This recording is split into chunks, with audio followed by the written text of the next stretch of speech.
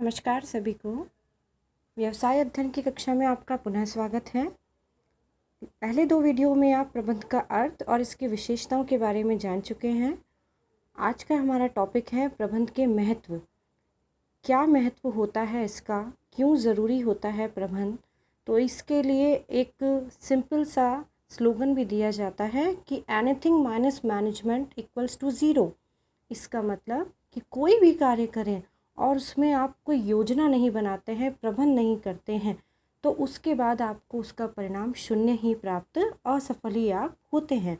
इसीलिए प्रबंध का ये जो महत्व बताया गया इस स्लोगन के माध्यम से, अब हम उसको डिटेल से देखते हैं। तो यहाँ पर चार्ट के माध्यम से मैंने आपको दो प्रकार से स्थिति बताई है।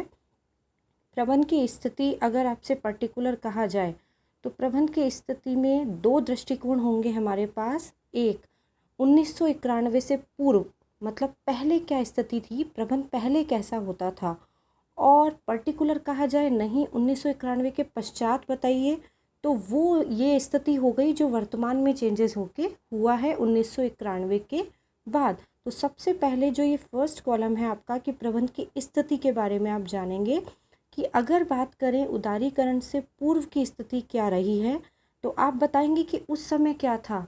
उस समय प्रबंध का इतना महत्व नहीं होता था क्योंकि सीमित व्यापार था, देश के अंदर ही व्यापार होता था, आंतरिक व्यापार होता था। तो ये जो पॉइंट्स के माध्यम से, जैसे बाज़ार होता था, विक्रेता बाज़ार होता था, प्रतिस्पर्धा कैसी थी, कम थी क्योंकि मार्केट नहीं था इतना, बिजनेस आंतरिक रूप से होता था और मुख्य उद्देश्य केवल लाभ कमाना होता था। तो इसलिए जो प्रबंध का महत्व है सहायक माना जाता था और प्रबंध की विधियाँ परंपरागत, मतलब पुरानी विधियां काम में ली जाती थी। अब अगर हम बात करें आज की, तो 1991 के पश्चात क्या चेंजेस आए। उदारीकरण का मतलब ये हुआ कि जब सरकार जो चेंजेस करे उसके अंतर्गत अब देश विदेश में व्यापार प्रारंभ हो गया और आयात निर्यात प्रारंभ होने से मार्केट बढ़ा, कंपटीशन बढ़ा। तो इस प्रकार से उस समय नई नई वस्तुओं का उत्पादन, ग्राहकों को संतुष्टि देना, अनेकों प्रयास किए जाने लगे।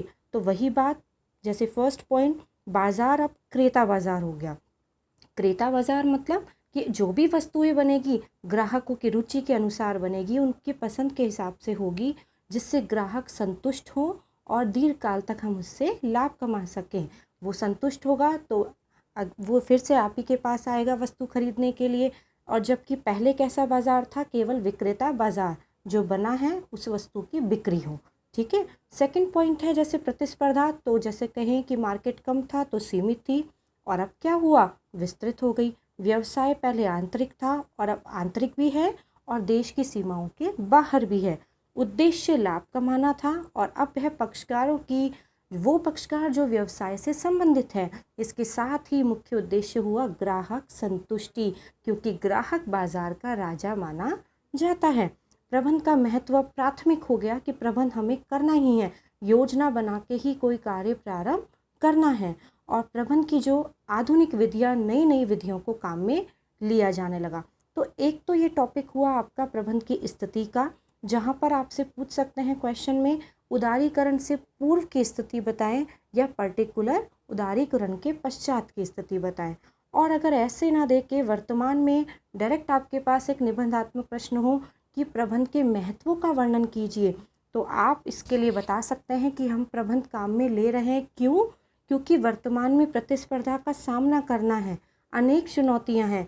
संसाधनों का, जो संसाधन हमारे पास है जिनका पहले कोई प्रयोग नहीं होता था, उनका विकास करना है, उनसे वस्तुओं का उत्पादन करना है, उनका समुचित उपयोग करना है, नव प्रवर्तन करना है। नव मतलब नया, प्रवर्तन मतलब विचार, नए नए विचार, नई नई वस्तुओं का निर्माण करना है। देश का आर्थिक विकास करना है जिससे रोजगार में वृद्धि हो सके। तो ये सब प्रबंध के महत्व माने जाते हैं। इस प्रकार ये कंप्लीट टॉपिक है आपके प्रबंध के महत्व का।